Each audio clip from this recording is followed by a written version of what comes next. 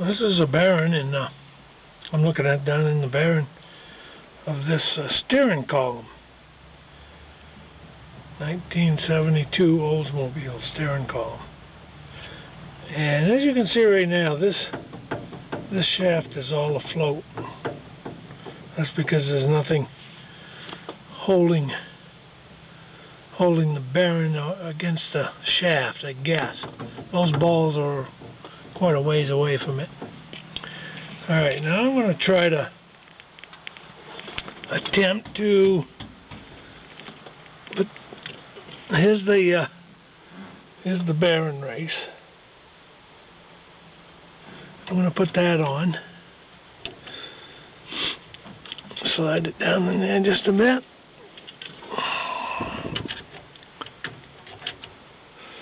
Alright. Now, the next thing we got is this cap that goes on the end of that spring, and that's the upper race. So I'm going to put that right down in there, up against the bearing, right up against the bearing. Okay, and as you can see, it's a little bit better, but still it hasn't been seated. Now I'm going to take this socket, long deep socket, and I'm just going to give it a little push a couple of times and pull this off. Now you can see that's pretty darn stiff right there. Pretty darn stiff. You can see the spline here. I don't know what that spline's for. I'll pull this back off again. Oh yeah. Sure, I know. Well, anyway, that's the top of the spring right there. And the next piece that goes on that I have is, you can find the lens here, just this very small ring which goes on top of that spring, I'd say, to just even things out. So I'll put that on there. Now, the next thing that goes on there is this little spring clip.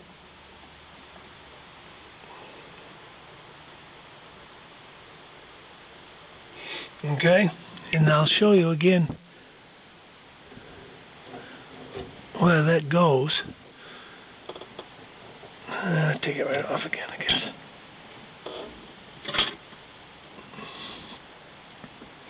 I'll get something to point with. Right out on this spline, right here, there's a ring. There's a recess made in that shaft, so that when this is all pushed down there, this little snap ring goes in there and supposedly holds everything, the steering wheel and everything, tight. And that's my problem, is when I put it all back together, put this clip in there and everything, this steering column is floppy. So let me see if I can find the rest of this stuff. Guess I can't. I'm looking again. Okay, let me look in the box here. Okay, here's the spring. Here's the retainer again. Bearing retainer. Well, actually, that's not the upper race. That just pushes it, the upper race, down onto the balls. Now I'm going to put this ring back on again. And the only thing to do now is to put this thing down over there and snap it.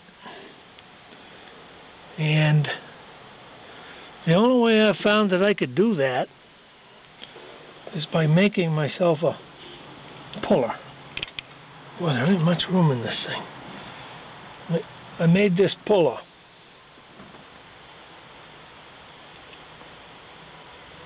Made that cutout so I could get at the snap ring there. I wish there was a snap ring. It'd be easy to get it out with a pair of pliers. But it's just a ring. So what I do is I put this on. No, wait, sorry.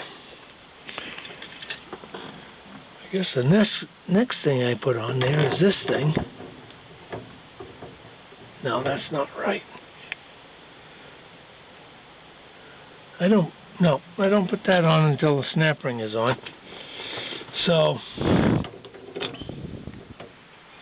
oh, I know what I gotta do. I'm losing my mind here. This is another piece. This is made of plastic on the top. You can see I pretty well beat it up getting that snap ring out of there. That's a son of a gun. Snap ring sits right on the top. You can see that little groove sits right on top of that. So what I did is made that I call it a pusher. This pusher piece. Put that on next. Put the nut on. Put the nut on here just a little bit. And wind them screws down until this pushes that whole business. And this has got to fit just one way. Push that whole thing down until I can get that snap ring in there. But the problem is it just does not keep this tight. My steering wheel's all floppy. So any ideas on that one would be appreciated. I haven't done anything with all this plastic stuff for the blinker and the emergency switch here. I haven't touched that stuff. The only thing I did is take off what you see, unless there was a part that went flying somewhere and I didn't get it. What I am not putting back in here is the reason I got into the thing is this horn thing. Well, it's broken now, but that's supposed to go in there too. But that wouldn't have anything to do with. Well, at least I don't think it has anything to do with it. It's made out of plastic. It certainly couldn't hold much pressure. Oops, I'm holding this thing right here. But that goes on there somewhere. I think it's above the snap ring, gotta be. But I'm not going to put that horn ring in there. Like I say, this thing's made out of plastic on the top, and on the bottom it's metal. Kind of sandwiched together by them little gadgets there. I guess if you was to push this off, you could get it off. But I have no need of doing that either.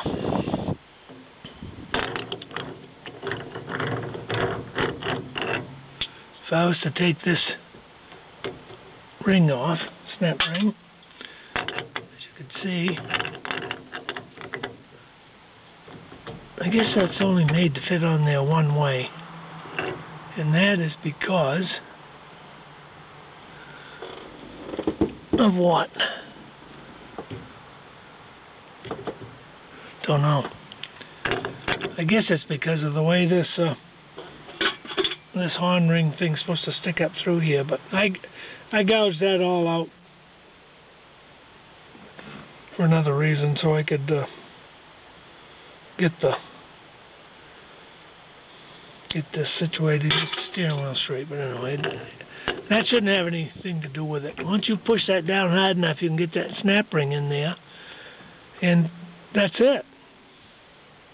Then all you got to do is take the steering wheel, which I guess is not in here right now, put it down over there. I put this on first. Put the steering wheel on. And these three holes here only hold hold this upper horn ring in place. And they are a shoulder bolt. So once you screw them in on over this thing, all they do is hold it in place. This is allowed to slide up and down a little bit, or tip like this, and that's what makes your horn work. But like I say, I'm not worried about that. I just want to get my steering wheel from being all floppy again, which it was not in the beginning. It's hard to believe that little bearing